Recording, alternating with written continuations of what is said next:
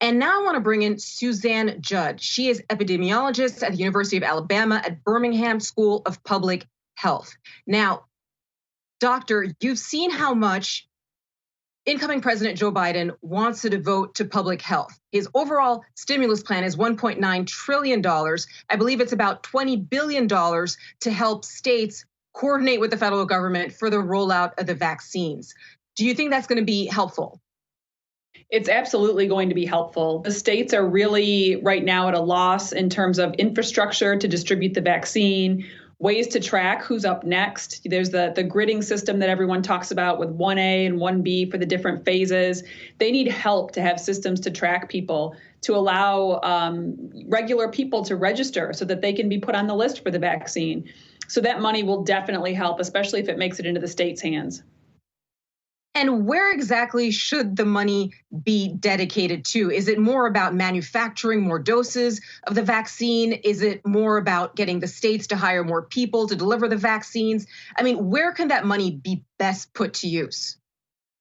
Manufacture is critical because we have to have supply. But once we have supply, we have to get it into the hands of the states so that they can begin to give the vaccine to the people who need it. And that's one of the pieces that is not well understood, why it's taking so long to get it to so many people. But as they're not making it through the various phases, at least here in my own state, we have gotten through, it looks like phase 1A with everybody that wanted to get a dose. It's just that we didn't have as many people jump to get a dose as we thought we would. So how do we get into 1B? How do we move forward more rapidly? That money can be spent to help states figure that out.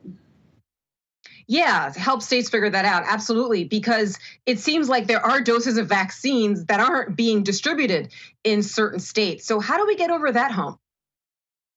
That is just a simple data. We need to do a simple data fix. We need to get some type of database or an app or something developed where people can register to be put on the list. And then when their number comes up, they can get a text or be informed if they don't have a device they can use, some way to communicate with that person that, hey, you're up, come on in and get your vaccine.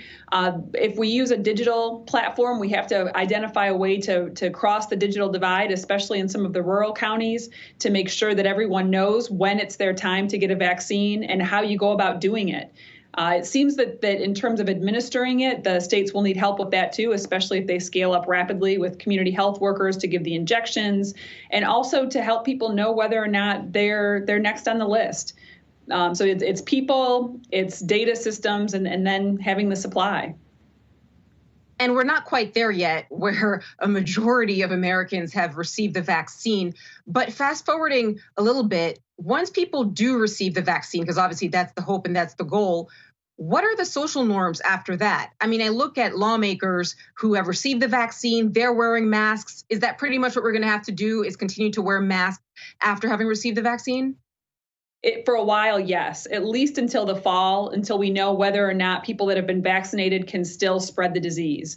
And then we get enough people that have had the vaccine or have antibodies so that the disease isn't spreading so rapidly. We just don't know right now what that rate is. Just like with influenza, sometimes when you get a vaccine, you can still be infected with the virus.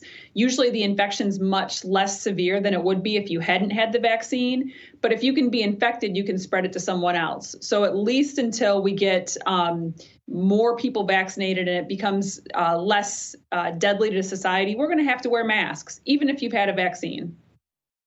And we're seeing, obviously, the rollout is slow, so we don't know exactly the timeline on when everybody's going to be vaccinated, or at least the majority of the population to get herd immunization. But once that does happen, how much longer do people have to continue to wear masks and social distance? Are we talking months, or are we talking like another year?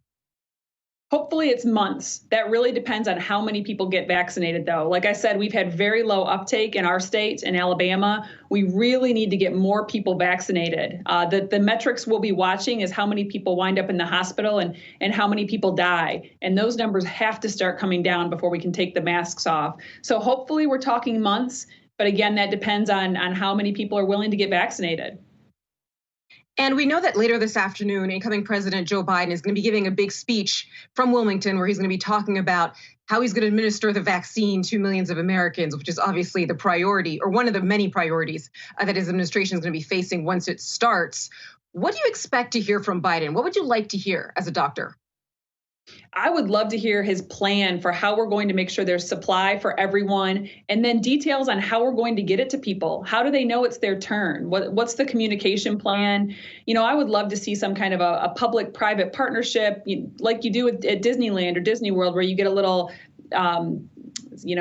this is your spot in line. You're now 2 days away from the vaccine. Let's be really clear with people about when they're available to get the vaccine. Let's explain to people what the vaccine does, how it benefits them, why they might still have to wear a mask afterwards, and let them know that there may be side effects for a few people and what those side effects might be.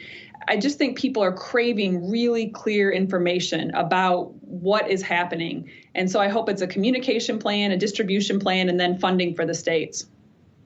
We definitely all have plenty of questions moving forward, but I'm glad you could be on the show to at least answer a few of them.